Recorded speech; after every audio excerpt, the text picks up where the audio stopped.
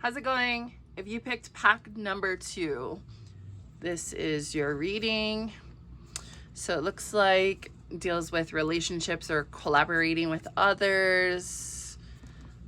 You or somebody else might be saying things that aren't too good, or kind of reckless with the way that you're communicating or they're communicating, and there's a lot of scattered energy.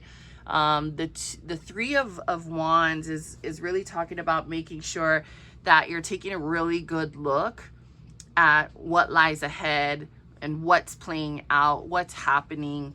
The Three of Wands is a card that is talking about, like, you see how the girl is like looking out at the waves. Let me turn it upside down so that you can see what it looks like. So she's scoping out the surf, right?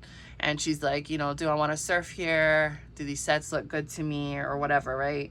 And so what's happening is she's using her foresight, I guess you could say. Yeah, she's making a plan in her mind as to what she's going to initiate, or maybe how she's going to say things, because this is about communicating with others. So I do kind of feel like it's possibly you, what you're saying to other people. I feel like there's some kind of relationship things that are going on here, and all it is about what you're saying. It's about the story that you're saying. It's about, you know, are you the hero or are you the victim in your story? It's talking about, are you helping or hurting other people with the things that you're saying? And then vice, you know, the other way around too. Like, are the things that you're saying to yourself helping or hurting you? Then you have focus. So remember I was saying there's a lot of scattered energy. Look at this.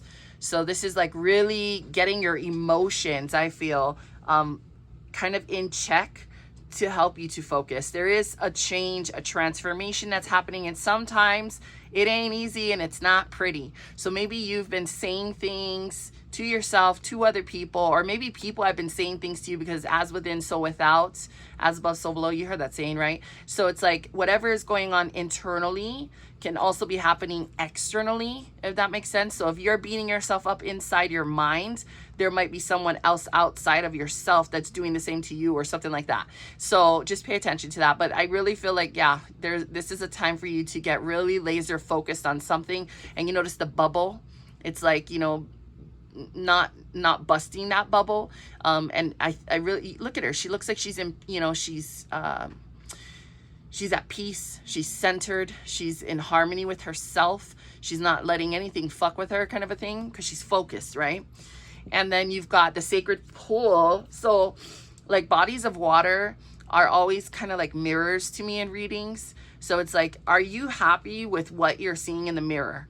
Are you happy with the things that you're saying to others? Are you okay with the things that you're saying to yourself? That story, right? The story that you're saying, or the things that you are saying. Do you feel good with those things? You know, can you look at yourself in the mirror, or are you like, oh, I can't even look at myself right now. Like, what the fuck am I doing? Ooh, look at that. You see her eyes? So, yeah, I feel like there's something where, I don't know, there's some kind of pain that you're holding on to that has you kind of saying these things to people or yourself, because of that hurt, that trauma that you're holding on to. However, the turkey spirit is talking about, you know, having gratitude. It's talking about being much more mindful of what you give to others.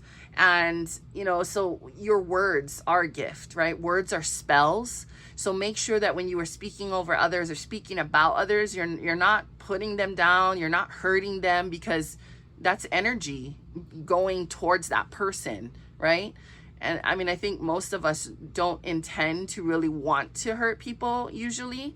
So just be mindful about what it is that you are thinking, saying, that the knowledge that you're giving to people, is it really helping them? You know, things like that, yeah? And then, oh, relationship change. So number 56 card, this is a numerology card. So yeah, there are some shifts that are happening in the relationships in your life. I feel called to read it to you, whatever this card is about. So it says, my relationships grow and evolve for the greater good. This card indicates a time when a relationship in your life is going through a period of change. This adjustment is inevitable and necessary for the natural progression of the relationship, and the wisdom and experience gained will be of benefit to all involved. So this could be the relationship that you have with others, like this one, collaborating, but it sometimes can be the relationship that you have with yourself, like your higher self, your soul, when it comes to the internal dialogue, like what it is that you're saying to yourself, okay? And then you have, what is this? This is the Tibetan Black Quartz, and this card is about lighting up your spiritual path. So it says where to put it. Whenever you're looking to elevate the vibe, operate on a higher plane, and explore the vastness of your human consciousness, I really feel like it's about raising your vibration, connecting more with spirit, versus like being in your head. Yeah, looking at things from a more spiritual perspective. Like I said, words are spells. It's kind of a spiritual way to say that, right? And then, oh, Ike. So Ike, interesting that you guys got this one, because I said something about knowledge, and that's what this word means in Hawaiian. So it says Ike is tuning into life's obvious and sometimes not so obvious rhythms and cycles and participating in them. In Hawaiian, Ike means to see, sight, to know, knowledge, to feel, feelings, to envision, vision, to perceive, perception, to sense, to be aware of, to understand, to receive revelation from the gods, to recognize a sense such as in the five senses, recognition. A related word to ho'ike, meaning to show, to make known, to display, to tell, to perform, to take a test, to notify, to indicate, to exhibit, to report, to inform, and divination. Someone who has Ike has the knowledge, the vision, the insight, the ability to see and perceive the invisible, did I say that right? And perceive the invisible, more subtle worlds, and even has the ability to communicate with them. The term Ike Papalua means refers to doubling up, twice as much, or dual. So Ike Papalua describes these cards well because you have the message as well as the art, and it includes your own application and insight. It is the participation in action or acting upon this Ike that turns it into a catalyst for spiritual growth and enlightenment. See that? So we're talking again about Ike and knowledge, or we're talking again about the knowledge, the things that you're saying, the knowledge that you're sharing with others, or maybe the things that you are saying, the stories that you're telling yourself, right? And how is that helping or hurting you or others? And coming from a more spiritual place than all up in your mind, I guess you could say. So that is your reading.